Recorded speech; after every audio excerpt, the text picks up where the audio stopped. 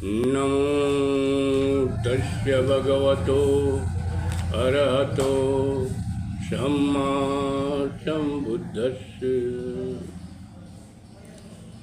माता महामाया और समय संबुद्ध को कोटसा नमन करते हुए अपनी स्वरचित 4 लाइनें प्रस्तुत कर रहा हूँ। जब तक सूरज चांद रहे,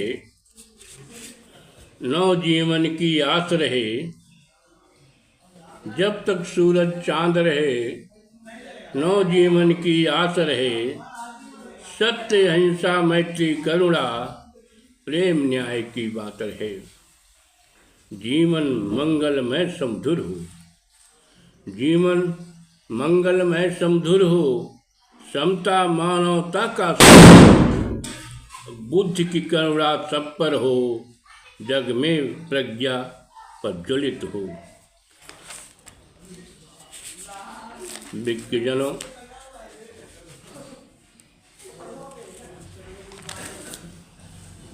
कार्तिक माह बौद्ध त्योहारों का माह है। भारत देश एक बहुधर्मी, बहुजातीय, बहुभाषीय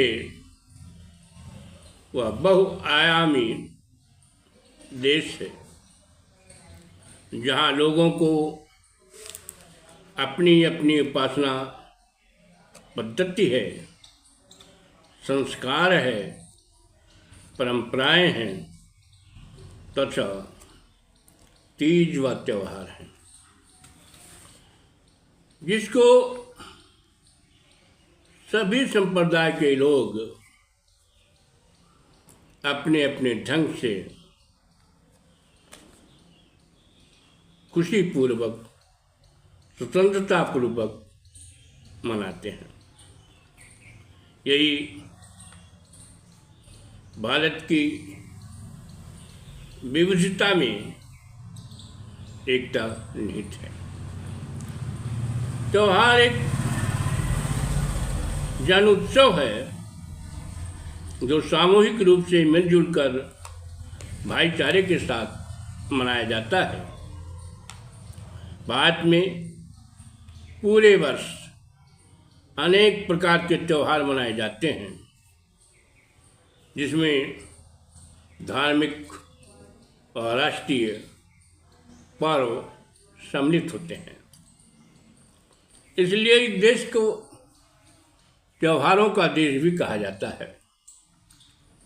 ये त्योहार अपने साथ हर्ष उल्लास, उमंग तथा ढेर सा खुशियाँ लेकर आते हैं।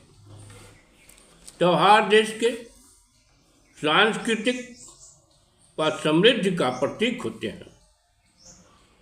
दैनिक जीवन की व्यस्तता से हटकर लोग त्योहार के दिन मेल मिलाप के साथ खुशियाँ मनाते हैं, आपसी प्रेम, मैत्री, सौहार्द का परिचय देते हैं। आपसी कलुषता, हीनता व शत्रुता की भावना को समाप्त करके मित्रता का भाव पनपाते हैं। बौद्ध धर्म एक सनातन धर्म है जो बहुजन हिताय, बहुजन सुखाय की कामना करता है। वह मनुष्य मनुष्य के बीच प्रेम, अहिंसा, करुणा, दया, मैत्री, प्रज्ञा, बंधुता, समता व मानवता जैसे मानवीय नैसर्गिक मूल्यों व आचरणों का विकास करता है।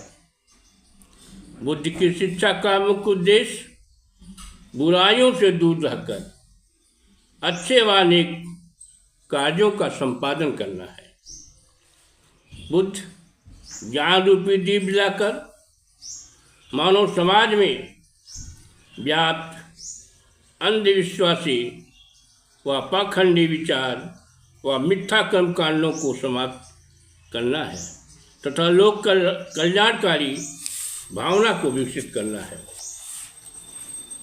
सनातनी बौद्ध धर्म के अनुयायियों द्वारा अनेक त्यौहार मनाए जाते थे और मनाए जा रहे हैं। उनमें एक दीपदान उत्सव और छठ का भी त्यौहार है जो कार्तिक मास के अमावस्या से प्रारंभ होकर 7 दिनों तक मनाया जाता है। बौद्ध परंपरा में दीपांकर होते हैं जिसका अर्थ होता है या भाव होता है दीप जलाने वाला, अर्थात ज्ञान प्रज्ञा का दीप जलाकर पूरे विश्व में प्रेम, करुणा, मैत्री, बंधुता, समता व मानवता के संदेश को प्रकाशित करना है। बौद्ध धर्म का सिद्धांत है अपदीपो हो, अर्थात अपना प्रकाश स्वयं बने और पूरे मानव कल्याण के लिए प्रयास करें। भारत व अन्य देशों में बौद्धों का धर्मांतरण नहीं हुआ है, बल्कि उसके प्रतीकों जैसे बुद्ध मूर्तियों, विहारों, स्तूपों, स्थलों तथा पर्व व त्योहारों का भी रूपांतरण किया गया है। जैसे बुद्ध भगवान की मूर्तियों को शिव, विष्णु व अन्य देवी देवताओं का नाम देकर पूजा अर्चना वर्तमान में किया जा रहा है। स्तंभ को शिवलिंग के रूप में, सफ़ेद हाथी जो माता महामाया का प्रतीक था उसे काला रंग देकर काली माता बनाकर पूजा अर्चना किया जाता है। स्तूपों जो स्तूप थे उसे डीह के रूप में पूजा जाने लगा है। उसी प्रकार त्योहारों का भी रूपांतरण किया गया है। दीपदान उत्सव या दीपावली एक परिशुद्ध रूप से बौद्धों का त्यौहार है जो बुद्ध काल अर्थात आज से 250 वर्ष पहले से मनाया जाता था। दीपदान उत्सव एक हफ्ते तक दिव्यता व भव्यता के साथ मनाया जाता रहा है।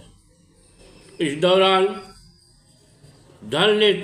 धनतेरस, लक्ष्मी पूजा जिसे हम लक्ष्मी अर्थात माता महामाया का पूजा, छठ पूजा जैसे अनुष्ठान सम्मिलित हैं। धनतेरस यह पर्व सम्राट अशोक के समय से मनाया जाने लगा है। वर्तमान में धनतेरस के दिन लोग नए वस्तुओं, कपड़े, बर्तन, आभूषण आदि को खरीदारी करते हैं। यह त्यौहार बौद्ध साहित्य में वर्णन है कि देव प्रिय सम्राट अशोक ने 84,000 स्तूपों, स्तंभों, शिलालेखों, संघारामों, कुओं आदि की खुदाई करने के लिए एक विशाल धनराशि इकट्ठा किया था। इस अपरिमित धन को एकत्र करने को प्रतीकात्मक रूप से धनतेरस उत्सव कहा गया, जिसे दीपदान उत्सव से जोड़ा गया। धनतेरस पाली भाषा का शब्द है, यह संस्कृत भाषा का शब्द नहीं, न हिंदी भाषा का शब्द है, क्योंकि हिंदी में इसको धनतेरह कहा जाता है और जबकि संस्कृत में इसे त्रयोदशी कहा जाता है। कार्तिक मास का त्यौहार धान की फसल कटने से प्रारंभ हो जाती है। एक फसली त्यौहार है। प्राचीन काल से ही धान की फसल प्रचुर मात्रा में हो रही थी। आज की तरह पहले धान की कटाई, मड़ाई मशीनों और बैलों द्वारा नहीं की जाती थी। प्राचीन काल में धान की मड़ाई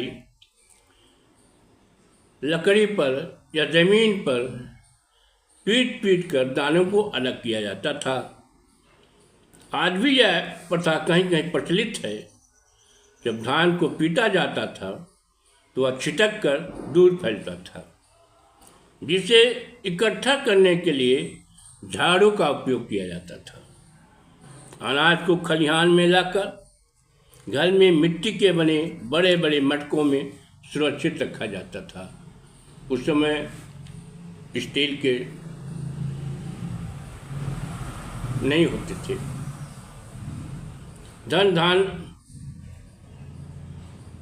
अपभ्रंश है। धान्य का अपभ्रंश है। धन लक्ष्मी इसी से बना है। पहले धान जैसे अनाजों से ही लेन देन होता था। धान को इकट्ठा करने के लिए और साफ सफाई करने के लिए, धान को सुरक्षित रखने के लिए पहले धनतेरस के दिन मटका खरीदा जाता था, झाड़ू खरीदा जाता था, जो उनके दैनिक उपयोग में काम आते थे। धनलक्ष्मी की पूजा बौद्धों के प्रतीक गजलक्ष्मी अर्थात माया के रूप का रूपांतरण है। जैसे जो चित्रण किया गया है माता महामाया का, उनके दोनों हाथों से पीले रंग के अनाज यानी धान को वर्षा के रूप में गिराया जा रहा है। इस कला चित्रण में हाथी व कमल के पुष्प भी बने हुए हैं, जो एक बुद्ध प्रतीक है। और इसी को धर्म विरोधियों ने रूपांतरित करके धन लक्ष्मी का रूप दे दिया है। प्रथम बार दीपदान उत्सव कपिलवस्तु में मनाया गया था। उस दिन जब सिद्धार्थ गौतम, श्रवण गौतम बोधिसत्व से सम्यक संबुद्ध बनकर 7 वर्ष बाद कपिलवस्तु नगर को पधारे थे।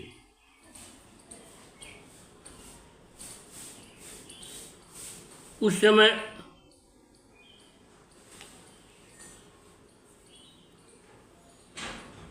सम्यक संबुद्ध की धम्म कीट चारों तरफ फैल गई थी। जन सामान्य के साथ साथ राजा महाराजा, ज्ञानी विज्ञानी, विद्वान उनके अनुयायी बन रहे थे। कपिलवस्तु वासियों के द्वारा शाक्य राजा शुद्धोधन को जब उनके यशोगान सुनाई दिया, उनको बताया गया, तो वे बुद्ध से मिलने के लिए आतुर हो गए। उन्होंने अपने कई अमात्यों को संदेश देकर राजगृह भेजा कि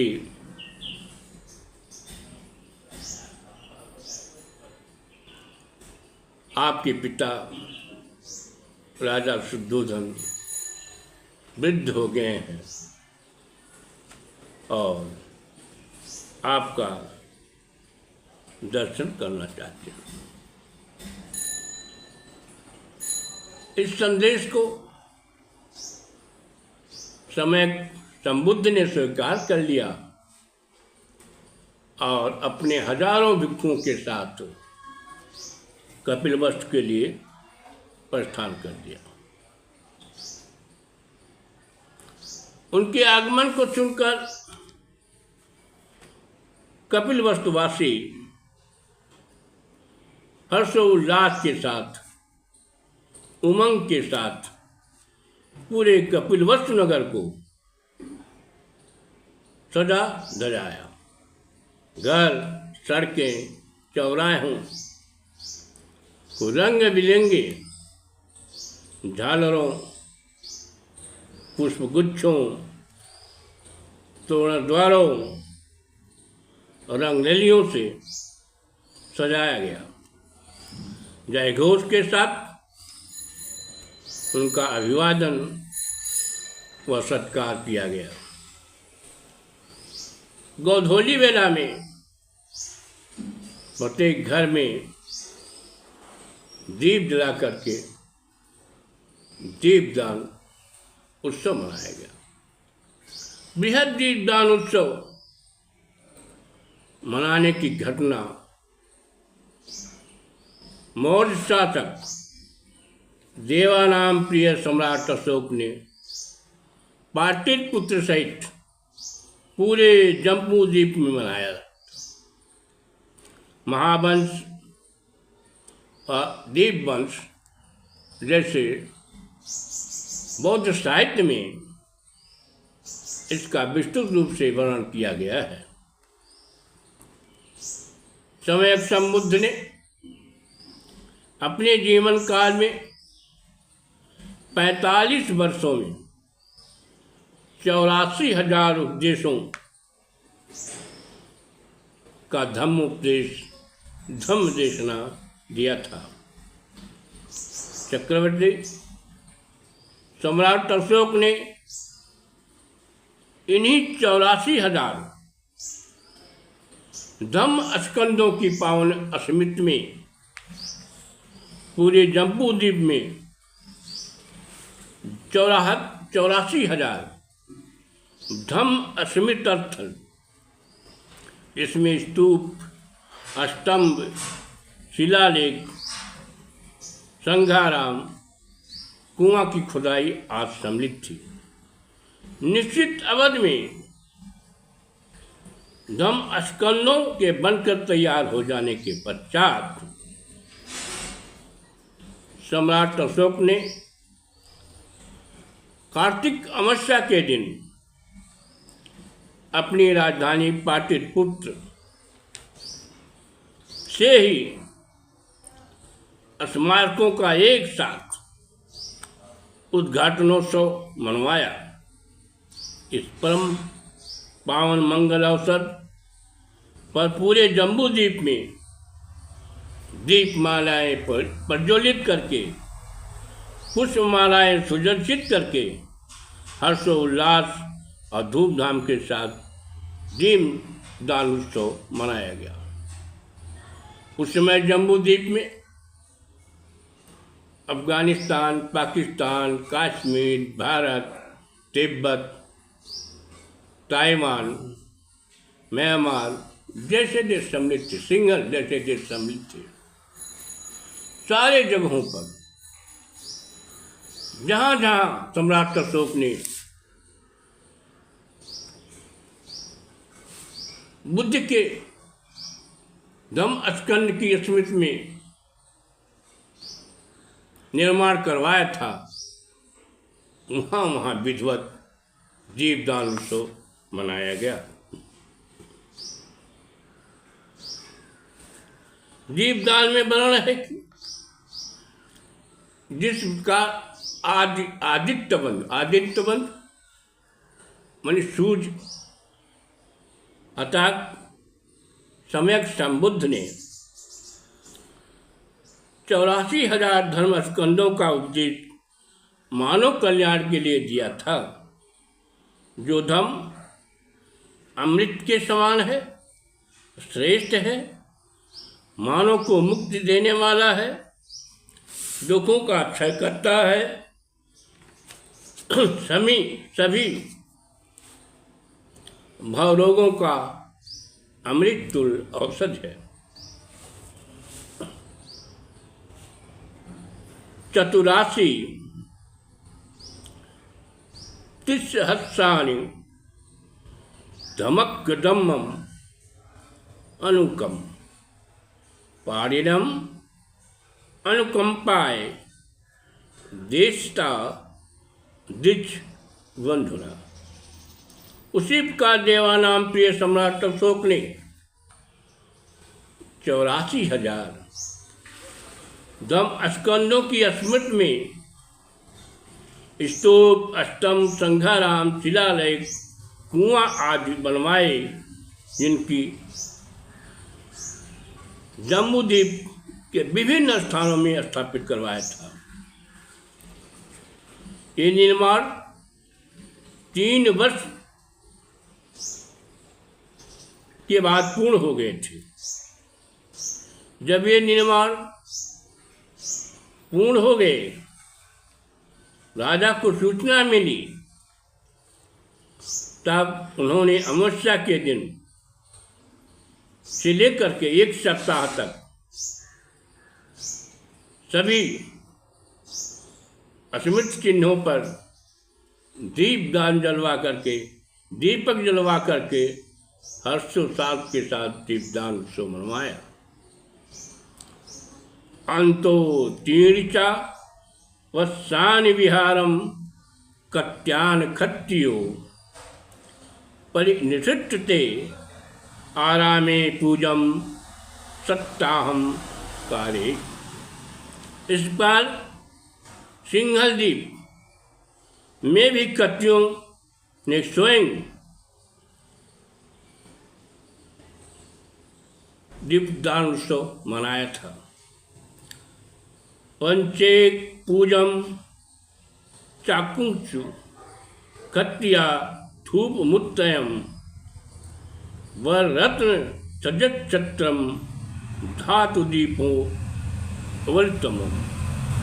यह दीपदान उत्सव बुद्ध काल से ही हर्षोल्लास और धूमधाम के साथ मनाया जाता है, जो वर्तमान में प्रचलित है। वर्तमान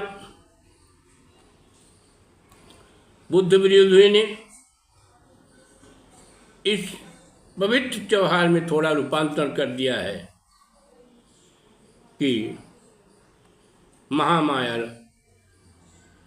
माता महामाया के स्थान पर लक्ष्मी पूजा करवाने लगे।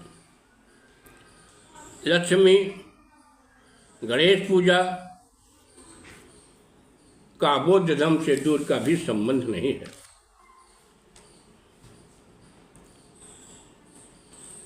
जिसका दीपदान उत्सव कार्तिक अमावस्या से प्रारंभ होकर 1 सप्ताह तक मनाया जाता है, उसके अंतर्गत छठ पूजा भी सम्मिलित है। यह भी एक फसली त्योहार है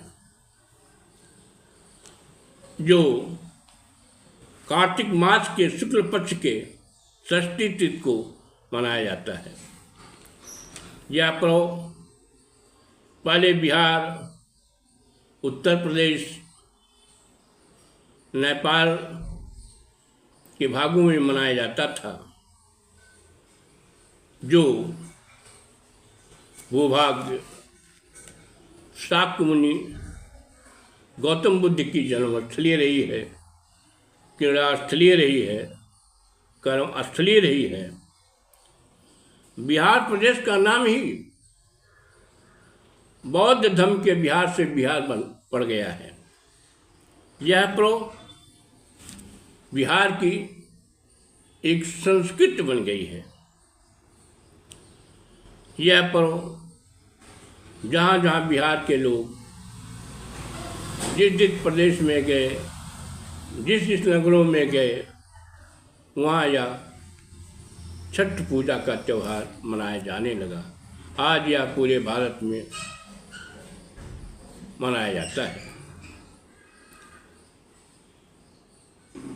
इस छठ पूजा में छठ मैया की पूजा अर्चना तथा सूर्य उपासना, सूर्य की अस्त और उगते हुए पूजा और वंदना की जाती है। पहले दिन यह पर्व 4 दिन तक चलता है। पहले दिन नहाय खाए, दूसरे दिन खरना, तीसरे दिन छठ पूजा तथा चौथे दिन सूर्य भगवान को, जिन्हें हम तथागत बुद्ध भी कहते हैं, समयक बुद्ध कहते हैं, को संध्या और सुबह आरती देना होता है। यह पर्व शुद्ध रूप से प्राकृतिक है, जो सूर्य, जल, वायु तथा छठी मैया को समर्पित है। इसमें नदी, तालाब, पोखरा आदि जलाशयों के पवित्र धारा में, पवित्र जल में स्नान करना, व्रत रखना, छठी माई की पूजा करना, सूर्योपासना करना, प्रसाद वितरित करना आज कार्यक्रम श्रद्धापूर्वक किया जाता है। इस पर्व में स्त्री, पुरुष, बुजुर्ग, बाल बच्चे सभी लोग सम्मिलित होते हैं। यह त्योहार ब्राह्मणी कर्मकांड से विमुक्त है। इसमें किसी पुरोहित का कार्य व मंत्रोच्चारण नहीं किया जाता है। यह शुद्ध, प्राकृतिक तथा आडंबरपूर्ण, पाखंडपूर्ण या अंधविश्वास से मुक्त होता है। परंतु वर्तमान में इस त्योहार का भी व्यापारियों ने व्यवसायीकरण कर दिया है, जो प्रदूषण फैलाने में अहम रोल अदा कर रहा है। इस पर्व का एक और महत्वपूर्ण पक्ष है, वह है इसमें सभी जाति वर्ग के लोग, सभी ऊंच नीच, छुआछूत को नज़रअंदाज करके भाईचारे के साथ मिलजुल कर मनाते हैं। इस पर्व को छठ माता की चौरा यानी स्तूप बना करके प्रारंभ किया जाता है। पहले यह चौरा, चैत्य या स्तूप मिट्टी का पिंडाकार में बनाया जाता था, परंतु अब इसे लोग पत्थर या ईंटों से भी बनाए जाने लगे हैं। चैत्य या चौरा पर नारियल चढ़ा के सर्वप्रथम दीपदान किया जाता है। सूर्यास्त के पहले या सूर्योदय के समय सूर्य देव अर्थात सम्यक संबुद्ध की पूजा व उपासना की जाती है। लोग निर्जला व्रत रखते हैं। आम की लकड़ी से चावल, गन्ने का रस या गुड़ से खीर बनाया जाता है। सामूहिक फलों का प्रसाद बनाया जाता है। यह पर्व या त्यौहार छठ मैया व सूर्यदेव को समर्पित है। यह विशुद्ध रूप से बौद्ध संबंधित पर्व है। छठ मैया भगवान बुद्ध के माता महामाया को कहा जाता है। ये भगवान बुद्ध, जिन्होंने अपने सज्ञान से विश्व को प्रकाशित करने वाले आदित्य बंधु कहलाते हैं, को जन्म देने वाली माता महामाया थी। माता महामाया की मृत्यु बुद्ध के जन्म देने के 6ठे दिन हो गया था, इसलिए इसे छठी मैया के रूप में लोग पूजते हैं तथा भगवान बुद्ध जैसा यशस्वी पुत्र पैदा होने की मन्नतें मांगते हैं। भगवान बुद्ध को आदित्य बंधु इसलिए कहा जाता है कि वे ज्ञान के सूर्य थे।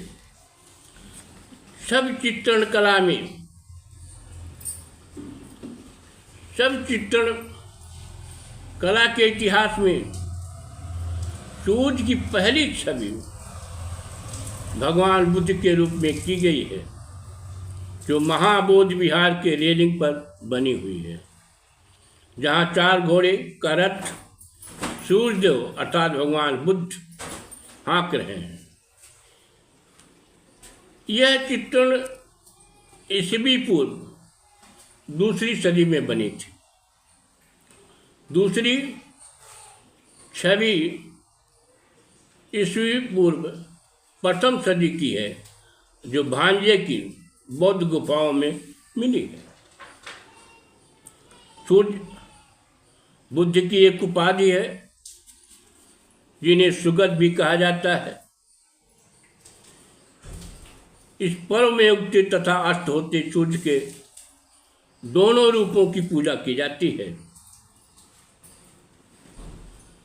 भगवान बुद्ध को सुगत, उनकी माता को सुगनी कहा गया है और इस पर अनेक लोकगीत प्रचलित हैं। छठ पूजा 4 दिन का पर्व है, जो कार्तिक मास से चतुर्थी, पंचमी, षष्ठी और सप्तमी तिथि में मनाया जाता है, जिसमें पारिवारिक सुख समृद्धि, मनोवांछित फल पाने की मन्नतें मांगी जाती हैं। इस पर्व में बौद्ध पर्व के बौद्ध प्रतीक अष्टचक्र तथा पीपल के पत्ते का चित्रण ठकुआ जैसे प्रसाद में किया जाता है, जो छठ पूजा का प्रमुख पकवान है। हम देखते हैं कि यह दीपावली व छठी का त्यौहार पूर्ण रूप से फसली और क्षत्रिय वंश के पूर्वज माता महामाया और समय बुद्ध को समर्पित है, जो खेत खलिहान अर्थात क्षत्रिय खेती वालों करने वालों से जुड़ी है। मेरा पूरा जीवन गांव देहात में बीता है। मैं जो देखा हूँ, अनुभव किया हूँ कि लोग खेतों में, खलिहानों में, यहाँ तक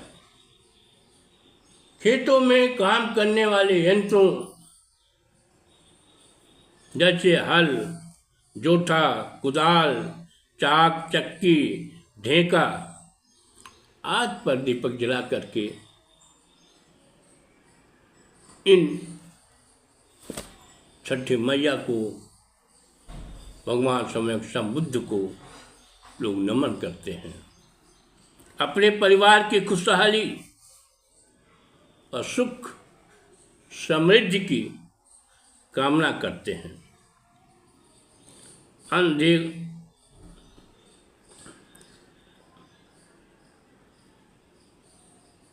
अंधेरे को क्यों धिक्कारें और एक दीप जलाएं। साथियों, हमें आज समाज में जो पाखंड वो अंधविश्वासी विचारों के कारण, आडंबरवादी कर्मकांडों के कारण जो प्रदूषण फैल गया है, उस प्रदूषण को समाप्त करने के लिए ज्ञान रूपी दीपक को जलाना है। अंत में मैं पुनः अपनी 4 पंक्तियों को दोहराता हूँ जो इन्हीं पर्व से संबंधित है। जब तक सूरज चांद रहे, नव जीवन की यात रहे, सत्य अहिंसा मैत्री करुणा प्रेम न्याय की बात रहे, जीवन मंगलमय समधुर हो, समता मानवता का सुर हो, बुद्धि की करुणा सब पर हो, जग में दीप प्रज्ञा प्रज्वलित हो। जय माता महामाया की, जय सम्यक संबंध की। नमो बुद्धाय।